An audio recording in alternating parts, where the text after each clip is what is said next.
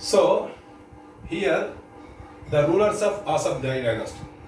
So there are total 77 rulers of Asafjai dynasty.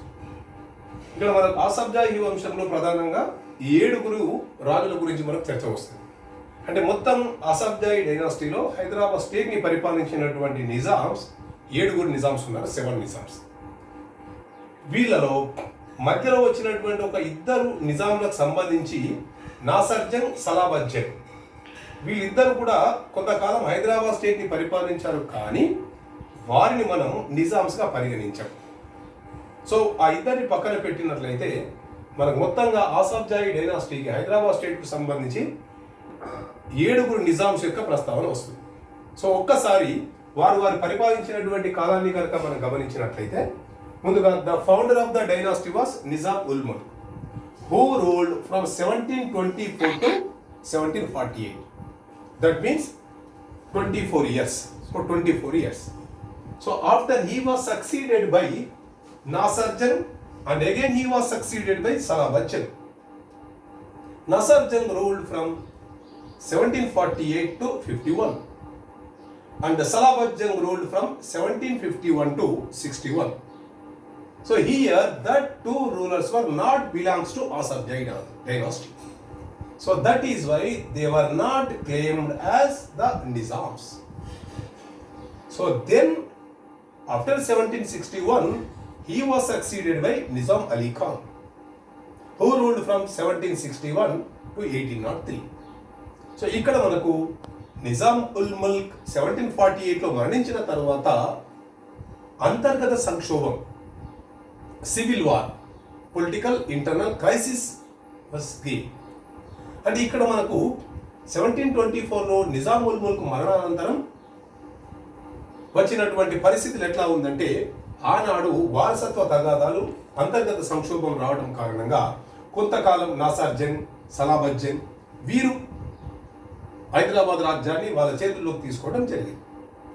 ఆ తర్వాత 1761లో మళ్ళీ నిజాం అలీ ఖాన్ అధికారంలోకి రావడం జరిగింది. సో అట్లా నిజాం అలీ ఖాన్ అధికారంలోకి రావడంతో మళ్ళీ ఒక స్థిరమైనటువంటి పరిపాలన ప్రారంభమైంది. A concrete administration was came on the throne of Hyderabad state. కాబట్టి రెండో నిజాంకి ఎవరిని పరిగణిస్తారు అంటే నిజాం అలీ ఖాన్ 1761లో అధికారంలోకి రావడం జరిగింది. He came to the throne in the 1761. From there to 1803 he ruled up to 42 years. అంటే 42 సంవత్సరాల పరిపాలన కొనసాగించాడు నిజాం అలీ ఖాన్. సో ఇక్కడే we have one foremost important of Nizam Ali Khan is that time the Governor General of in India was Lord Wellesley. So Lord Wellesley was introduced a political and army policy in India, that is subsidiary alliance. In Telugu that is Sainya Sahakara Paddhati. So with that subsidiary alliance, India was divided into 2 types. One is British India and another one is Princely State India. British India is directly under the control of British government, that is East India Company. In Princely State India states were ruled by their native rulers. So here India was divided in 2 type of administrations. అంటే ఎప్పుడైతే సైన్య సహకార పద్ధతి ప్రవేశపెట్టబడిందో, lord Wellesley దీన్ని ప్రవేశపెట్టాడో, దాని ద్వారా భారతదేశం 2గా విభజితమైంది. One is British India, another one is princely state India. అంటే బ్రిటిష్ ఇండియా అనున్నటువంటిది బ్రిటిష్ వాళ్ళ చేత ప్రత్యక్షంగా పరిపాలించబడింది. అంటే ఈస్ట్ ఇండియా కంపెనీ, ఆ రోజు పరిపాలించినటువంటి సంస్థ east India company. Princely state India స్థానికంగా ఉన్నటువంటి రాజుల చేత పాలించబడింది. అంటే ఇక్కడ వెల్లస్లీ యొక్క ఉద్దేశం ఏమిటంటే, భారతదేశాన్ని ప్రత్యక్షంగా పరిపాలించేటువంటి ప్రయత్నం చేస్తే కనుక మనం సుదీర్ఘ పాలన కొనసాగించలేని పరిపాలనని భావించి భారతదేశాన్ని 2గా విభజించే ప్రయత్నం చేశాడు. అంటే దీని ప్రకారం స్వదేశీ రాజులు ఎవరైతే ఉన్నారో, స్వదేశీ రాజులు మీ రాజ్యాన్ని మీరే పరిపాలించుకోండి, కానీ బ్రిటిష్ ఇండియాకు, బ్రిటిష్ ప్రభుత్వానికి, ఈస్ట్ ఇండియా కంపెనీకి అడిగినప్పుడల్లా సైన్యాన్ని కప్పాన్ని పంపాలి. అంటే the native rulers who signed on the subsidiary alliance they have to pay the tax to the East India Company and also they should ready to send the army whatever they want and what time they want to the East India Company. అలా ఆ subsidiary alliance పైన సంతకం చేసిన the first Indian native ruler was Nizam Ali Khan who signed on the subsidiary alliance. That time, this Hyderabad state was very biggest princely state in India, in British India. దాంతో ఎప్పుడైతే పెద్ద సంస్థానాధీశుడైనటువంటి నిజాం అలీ ఖానే మొదట సంతకం చేశాడో దాని ద్వారా ఏమైపోయింది, మిగతా భారతదేశంలోని స్వదేశీ రాజులంతా కూడా సంతకం చేయడం జరిగింది. సో ఎప్పుడైతే స్వదేశీ రాజులు సంతకం చేయడం జరిగిందో దాంతో ఈ నిజాం అలీ ఖాన్ సంతకం చేసిన తర్వాత మళ్ళీ వరుస కట్టి చిన్న పెద్ద అందరూ కూడా సంతకం చేయడం జరిగింది. So this is very important reform of Nizam Ali Khan. Then third ruler was Sikandar Shah from 1803 to 1824. ఇప్పుడు మనం హైదరాబాద్ చూసినటువంటి జంట నగరాలైనటువంటి సికింద్రాబాద్లో సికింద్రాబాద్ నగర నిర్మాణం చేసింది సికిందర్ షా. ఇతని పేరు మీదుగానే సికింద్రాబాద్గా పేరు రావడం జరిగింది. Then fourth ruler was Nasir-ud-Dawla from 1829 to 1857. So fourth Nizam, Nasir-ud-Dawla from 1829 to 1857. ఇతని తర్వాత అధికారంలోకి వచ్చినది ఐదో నిజాం అఫ్జల్-ఉద్-దౌలా ఫ్రమ్ 1857 to 1869. సో ఇక్కడ మనకు ఈ అఫ్జల్-ఉద్-దౌలా సమయానికి వచ్చేసరికి అఫ్జల్-ఉద్-దౌలా సమయంలో జరిగినటువంటి అతి ముఖ్యమైనటువంటి సంఘటన the very famous and political military incident was raised in his time, that is 1857 revolt. All of you know that topic was came to us in the Indian history also in second year. Okay, so అట్లా ఈ అఫ్జల్-ఉద్-దౌలా సమయానికి వచ్చేసరికి 1857 మే 10వ తేదీ నాడు the mutiny of Sipahis, the revolt of 1857 was flowed in Uttar Pradesh at Meerut. 1857 సిపాయిల తిరుగుబాటు వచ్చే సమయానికి ఆనాడు హైదరాబాద్ స్టేట్ పరిపాలిస్తున్నటువంటి నిజాం అఫ్జల్-ఉద్-దౌలా. సో ఇక్కడ మనం చాలా ముఖ్యమైనటువంటిది ఏమిటంటే మనం 1857 రివోల్ట్కి సంబంధించి we have discussed elaborately, clearly in second year. Of course, there are many reasons for the raising of the revolt. But accidentally, that revolt was not so totally succeeded. There are many reasons for that failure. Some of independent rulers, some of Indian native rulers were directly or indirectly cooperated to the East India Company. Say for example, this Hyderabad Nizam Afzal-ud-Dawla, Baroda Gaikwads, Gwalior Sindhyas, Indore Holkar. So these four independent native rulers were supported to the East India Company. So ఇక్కడ మనకు అఫ్జల్-ఉద్-దౌలా విషయంలో కూడా జరిగింది. అది సరిగ్గా అఫ్జల్-ఉద్-దౌలా అధికారంలోకి వచ్చిన 2 మాసాల వ్యవధిలోనే రివోల్ట్ వచ్చేసింది. సో దీనికి ప్రధానంగా ఆనాడు అఫ్జల్-ఉద్-దౌలా బ్రిటిష్ వారికి సహకరించడానికి ప్రధానంగా కారణం ఏమిటంటే దట్ టైమ్ ద దివాన్ అనగా నిజాం సమయంలో ప్రధానమంత్రిని మనం దివాన్ అంటాం. So that time the diwan was Salar Jung. So ఇక్కడ మనకు ఆసఫ్జా హిస్టరీకి సంబంధించి దక్కన్ హిస్టరీకి సంబంధించి హైదరాబాద్ స్టేట్లో సలార్జంగ్ రిఫార్మ్స్కు అమితమైన ప్రాధాన్యత ఉంది. సో మనం సలార్జంగ్ యొక్క రిఫార్మ్స్ని we will elaborately discuss in coming topics also.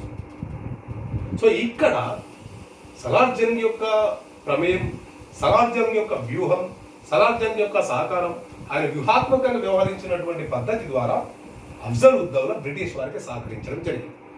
ఎప్పుడైతే అఫ్జల్-ఉద్-దౌలా బ్రిటిష్ వారికి సహకరించాడు, మ్యూటినీ వైఫల్యం చెందిందో, ఆ మ్యూటినీ వైఫల్యం చెందిన తరువాత బ్రిటిష్ వారు తమకు సహకరించినందుకు గాను the east India company, the government of British have gave a beautiful title to the Afzaluddaulah, that is Star of India. Star of India. Again the beautiful royal title, that Star of India. And also the government of British India has cancelled, lifted the sanctions on the Hyderabad state. అప్పటి వరకు Nizam British ప్రభుత్వానికి బకాయి పడినటువంటి 50 లక్షల బకాయిని కూడా రద్దు చేసింది British India. అంతేకాదు ఆనాడున్నటువంటి దివాన్ ప్రధాని సలార్ జంగ్ కూడా grand commander star of India అని బిరుదునిచ్చింది. సో ఇలా అనేక ప్రయోజనాలు పొందింది Hyderabad state, Nizam state. Royal titles పొందడమే కాకుండా అప్పటి వరకు బకాయి పడినటువంటి పన్నుని కూడా రద్దు చేయబడింది. అంతేకాదు అప్పటి వరకు బ్రిటిష్ వారు ఆక్రమించినటువంటి కొన్ని ప్రాంతాలను కూడా తిరిగి నిజాంకి అప్పచెప్పడం జరిగింది అఫ్జలుద్దౌలా.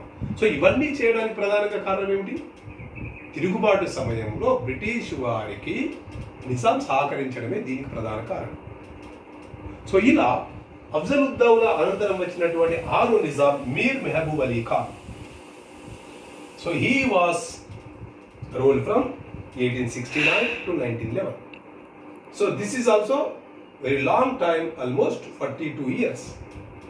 సో ఇక్కడ మనం టోటల్గా తీసుకున్నట్లయితే ఎక్కువ కాలం పరిపాలించినటువంటి వాళ్ళలో మనకు Nizam Ali Khan who ruled also 42 years, and also 6th Nizam Mir Mehboob Ali Khan also ruled 42 years. But there is a slight difference is there between Mir Mehboob Ali Khan and Nizam Ali Khan.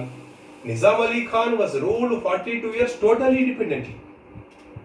But here that when the came to the throne, the age of Mir Mehboob Ali Khan was only 3 years kid. అంటే కేవలం 3 ఏళ్ల ప్రాయంలోనే మీర్ మెహబూబ్ అలీ ఖాన్ అధికారానికి రావడం జరిగింది. చిన్న బాలుడు కావడం చేత ఆనాడు ఉన్నటువంటి British India viceroy lord Ripon was appointed to guardians to the Mir Mehboob Ali Khan.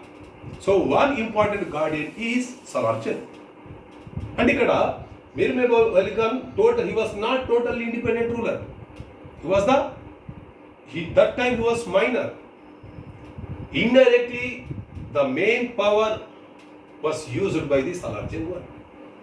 And ఇక్కడ మనకు ఈ ఇద్దరి మధ్య మనం గమనించినట్లయితే when we compare between the Nizam Ali Khan and Mir Mehboob Ali Khan, Mir Mehboob Ali Khan, after time of the Mir Mehboob Ali Khan was not totally independent ruler. But whereas the Nizam Ali Khan, he was total independent ruler who ruled 42 years clearly, independently. కాబట్టి మనం టోటల్గా 7 నిజామ్స్లో ఎక్కువ కాలం పరిపాలించినటువంటి వ్యక్తిగా కనుక మన ప్రశ్నగా వస్తే మనం గుర్తించాల్సింది నిజాం అలీ ఖాన్.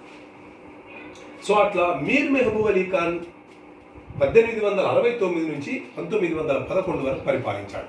సో ఇక్కడ మనకు మొదటిసారిగా ఈ మీర్ మెహబూబ్ అలీ ఖాన్ సమయంలోనే, ఆ కాలంలోనే మనకు తొలిసారిగా ముల్కీ మూమెంట్ ప్రారంభమైనట్టుగా భావించవచ్చు.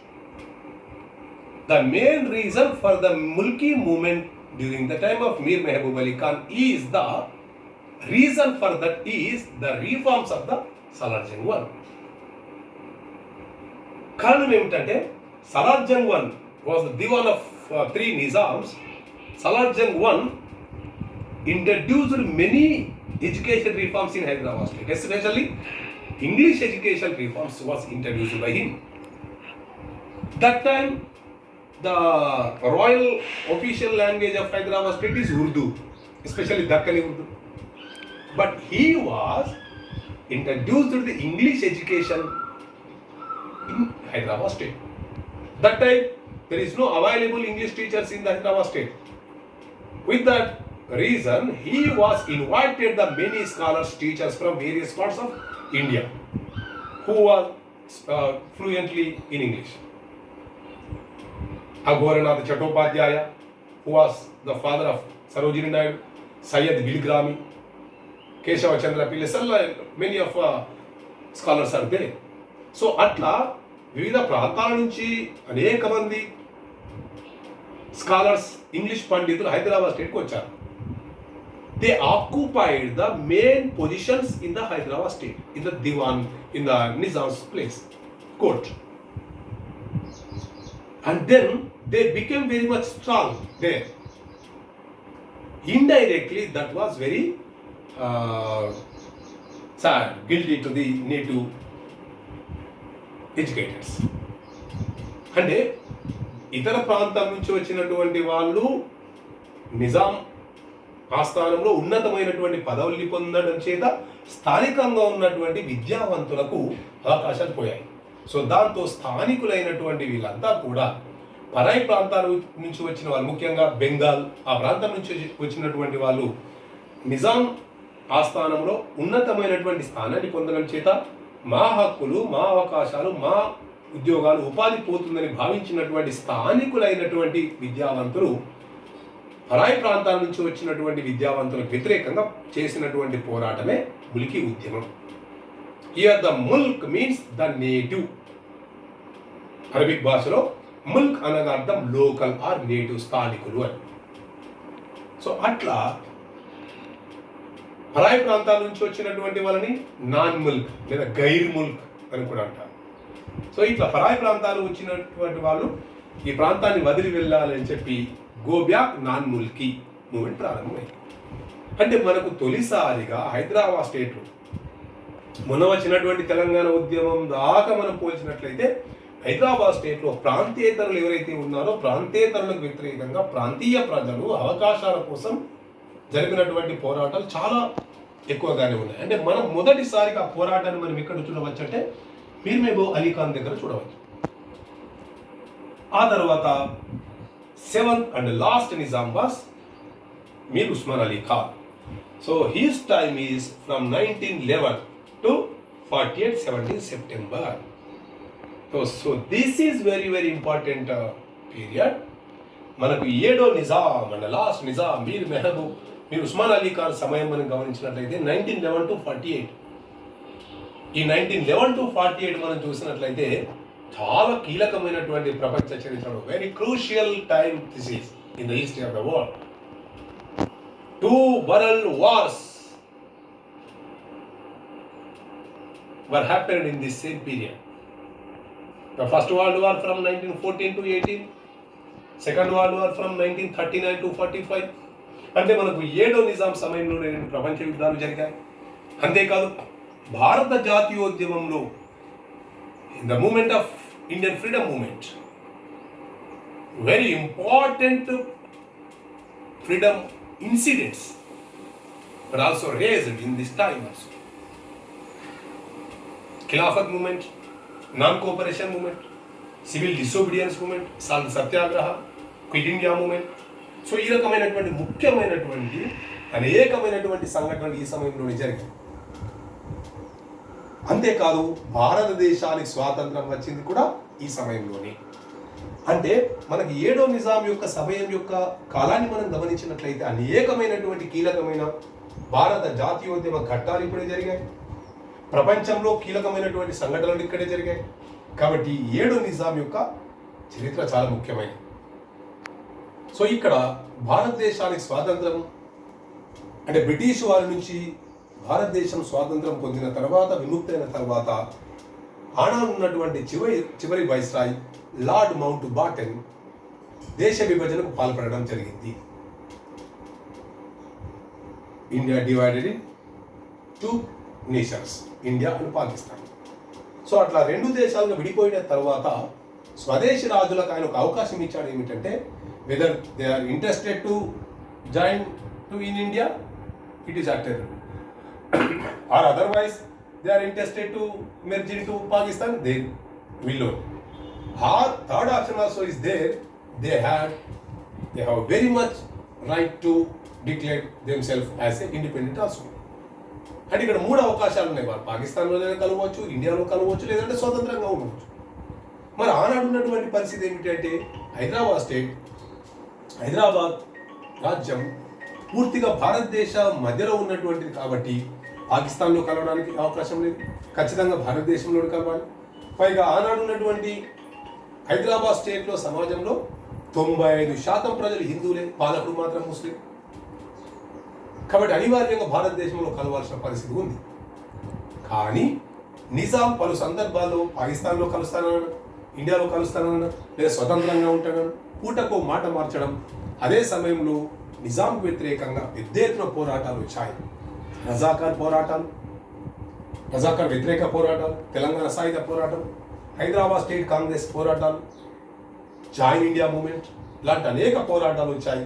చివరికి 1948 17 సెప్టెంబర్ నాడు ఆనాడు ఉన్నటువంటి సర్దార్ వల్లభాయ్ పటేల్, కేంద్ర హోంశాఖ మంత్రి, డిప్యూటీ ప్రధానమంత్రి సర్దార్ వల్లభాయ్ పటేల్ ఆదేశాల మేరకు జేఎన్ చౌదరి నాయకత్వంలో పోలీస్ యాక్షన్ జరిగి హైదరాబాద్ స్టేట్ పైన చివరికి నిజాం అనివార్యమైనటువంటి పరిస్థితిలో 17 సెప్టెంబర్ 1948 నాడు లొంగిపోవటం జరిగింది. దాంతో హైదరాబాద్ స్టేట్ ఇండియాలో విలీనం కావటం జరిగింది. సో ఇట్లా 1724లో ప్రారంభమైనటువంటి అసద్ జాహీ వంశ చరిత్ర 1948 17 సెప్టెంబర్ నాడు ముగిసింది. సో ఒక్కసారి మళ్ళీ మనం టోటల్ ఈ రూలర్స్ యొక్క టైమ్స్ మనం చూద్దాం. Nizam ul Mulk, the first and founder of the dynasty, was ruled from 1724 to 48.